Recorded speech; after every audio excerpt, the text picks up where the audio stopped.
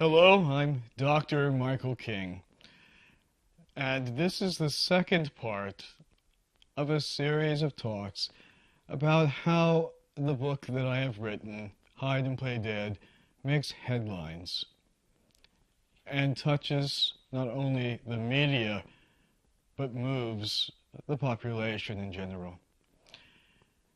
The different topics will become more intense as we go through this talk. Just like the book, which starts off somewhat graphically and shocking, but mellow, and then builds to a climax, to a higher climax, and then to a twist ending. The first headline today is the most documented African-American genealogy. Apparently, my family has the dubious distinction of possessing the most extensively documented roots of any African-American family and lineage in American history. And this stems from many unlikely and fortunate sources, and these sources were extremely helpful in writing the book with historical precision. They include the written works of my ancestors, my great-great-grandfather's autobiography in the Library of Congress, and his son's written and published books in 1918, 1920. Also, scientific advances in the chromosomal analysis field and access to genetic data banks across the world.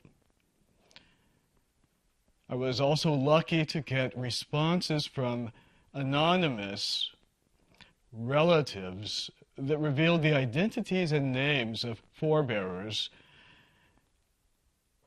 interviews with distant relatives and elderly neighbors of my father's childhood homes who knew about his true mother's background and life story had to be done. And then finally, sheer accidents happened, like forgetting just once to cross out the full names of my orphan father's parents on the requested birth certificate that arrived in the mail. Winners of the melting pot. It is true that my brother and I are African American by designated identity, but like so many African Americans, we are only 38% African. We are also 52% European and 10% Asian. But even more, detailed genetic analysis at Stanford has revealed the nearly phenomenal. We also carry the world's record-breaking number of racial markers. Out of 12 possible races on the planet Earth, we have genetic markers for 11 out of 12. This is so astonishing that it led a genetic researcher at Stanford to devote a whole chapter in his recent book to discuss the findings. I bring this up because, in a way, my first literary agent was right on the mark when he said, "Michael, you are the new America. You are the perfect blend of races and difficult circumstances." But the nature of having a mixed-race ambiguity implies being plagued with the irksome question, well, what the hell are you? Now, this is only somewhat humorous. I have been identified as an Arab, a Pakistani, an Italian, an Ethiopian, or any other ethnicity that resides somewhere close to the equator. And sadly, then, I am ignored by predominant ethnic groups in America and easily brushed off as an outsider. Headline: Missing Slave Populations Rediscovered. Hide and Play Dead is the first written disclosure of several remarkable subgroups of African Americans whose historical presence has heretofore been eclipsed. I chose to simplify the racial equation of my highly unusual slave ancestry with a pragmatic division of the population into a matrix of 2 by 2 clusters: house or field slaves, either obedient or rebellious.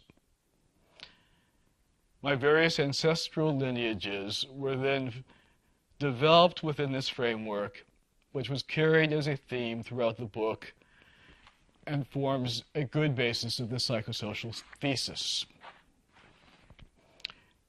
Erudite, rebellious field slaves. Potent scenes in Hide and Play Dead portray the enslavement of my 7 generations removed ancestor, Philip, a scholar who was captured in Mali and then a fugitive slave who evaded bounty hunters in the forests of Georgia for 10 years until he was apprehended. His descendants were the brilliant Holloway field slaves who immediately rose to the heights of academia upon emancipation. What I'm saying is that the early black aristocracy and intelligentsia was generally comprised of dark-complexioned, rebellious-minded field slaves who had maintained their original African roots of scholarship and sophistication, but in secrecy because of the constant risk of torture and death if their literacy were ever discovered by their masters.